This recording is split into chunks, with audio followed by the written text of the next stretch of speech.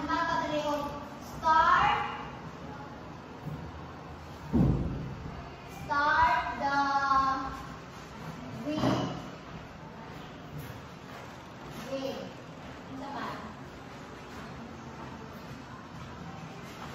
So, mo ni siya ay personal fitness plan creation. Naatay day, activity type, specific activity, time duration, intensity level of notes or motivation. So, sa iyo gani siya pagbuhat. So, nakasabot ra karon. Alright, so pinaniwan man niyo pagama if ever pagama kag personal fitness plan creation. Next, we have first aid simulation. Can you read first aid simulation? Students participate in simulated first aid scenarios to practice emergency response skills in a controlled environment. Thank you, Rona. So first aid simulation, kani siya nga hands-on activity. It puts students in mock emergency situations where they must apply ang mga first aid knowledge and skills. So it builds practical competence and confidence in handling real-life situations. Can you give example, Rona? First, kanang magkuan ng first aid. First aid like? Like kanang mag-earthquake. Yes, mag-earthquake. So may pagbuhaton na. So first aid simulation is may earthquake. Kuan, itong black cover and roll. First aid? Like for example, di ay kumanay matumbahan o kuan. Ay matumbahan o kung saan? Like matumbahan o bumbong na lang. Okay. Kung na matumbahan o bumbong, Then nabay, ay hindi ko po. Or nabay, kuan na namang naimatay. Kaya yun sa kuya. So, in that kuan scenario, yung pwede din mo siya tapukan, din mo siya tatapos ka. Dali siya air to breathe, anong kuan, pasyente din. Yung mo siya mag-ikuan niya puso, kung nakabay puso din. Yung kuan na niyang dili, pagay. That's right. So, ingana ang mga scenarios or cases in real life na na'y mahimatay or na'y mga accidenting mahitabo niya, naakaana nga nahitabo. So, ikaw na nakabalo, ikaw na ay knowledge about first aid, makuan good ni mo, manang matabangan ni mo siya, di ba? Yes. So, mo na siya. First aid simulation din ha is ma-apply ni mo ang isa man, ma-apply ni mo ang skills in real life scenarios. Next is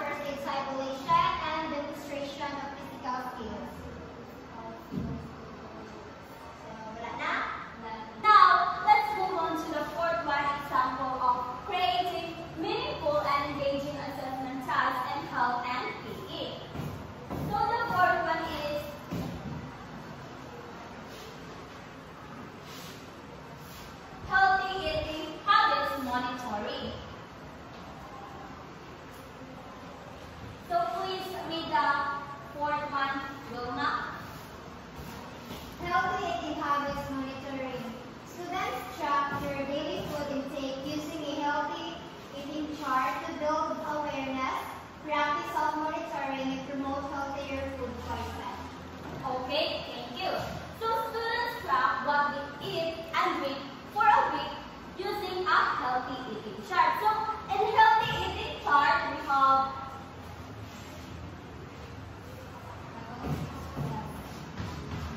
we have an example here. So, healthy.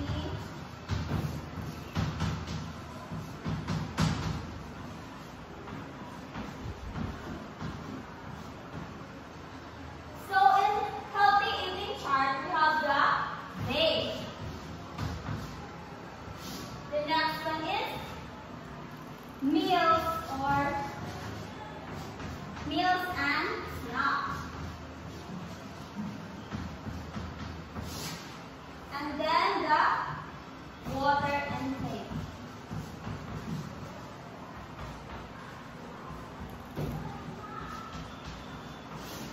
And your reflection and or notes.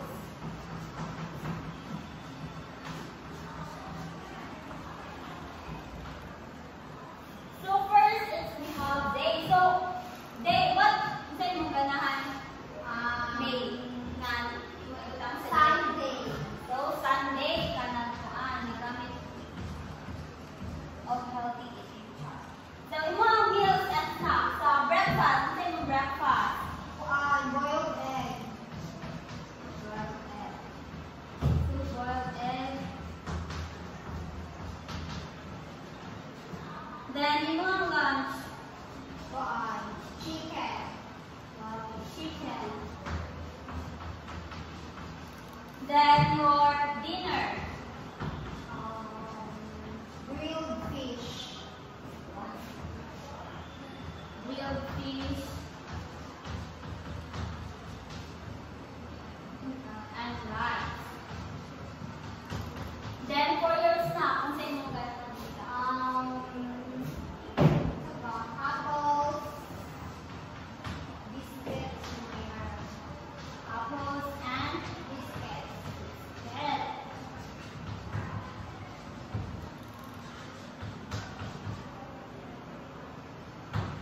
So, here sa meals and snack, diri ang nabutang ang imuhang breakfast, lunch, dinner, and snack. So, as you can see, ang imong gipamili is na ay mga healthy food. So, diri na butas water intake.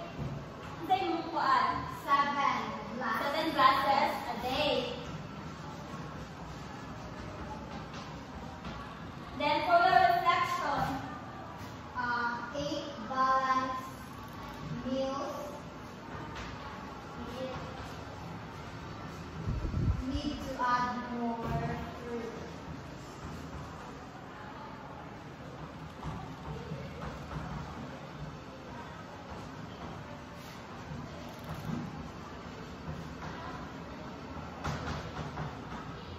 alright, so in your reflection, diri nimo makita ang imuhang reflect diri sa imuhang gipang kuan take o gipang eat in a day. So as we can see, there is kuan is nagkuan naman kawan ako. So in your imuhang reflection is eat balanced meals need to add more fruit. So nakakaon ra ang healthy eating chart. So it is one of the example in healthy eating habits monitoring.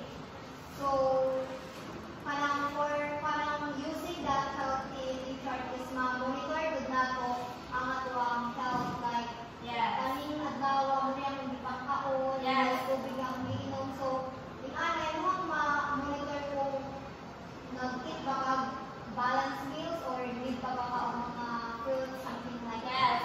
So that's true. In using healthy eating chart, diri ko na to ma-reflect and also ma-monitor na to kung unsa ang atong gipan intake every day. So why it's meaningful? So it is meaningful because it is promote awareness of dietary habits. So and also in using healthy eating habits monitoring, the students can encourage critical thinking about food choices and also connect to the health concepts of everyday life of students. Now, let's move on to the peer coaching or teaching. Please read me the fifth one. Peer coaching or teaching. Students take on the role teacher leading a lesson and activity to develop leadership and instructional skills. Alright, thank you. So in peer coaching or teaching, students become mini teachers by designing and leading a short activity or lesson for their classmates. So in here, they might teach a skill, lead a warm-up, or facilitate a game for their peers or ilahang mga classmates. So why the peer coaching or teaching meaningful is it because dili is ang mga students is makadevelop sila leadership and also communication and collaboration for their peers and classmates. So, and also in the peer coaching or teaching, they can also build confidence and a sense of responsibility and foster a positive and inclusive classroom environment. So, any question or clarification about peer coaching? None. Alright. Guys, we tackled din naman sige. Yes. Pero we lang nag-tackle about Yes. coaching and teaching. No need to clarify as well.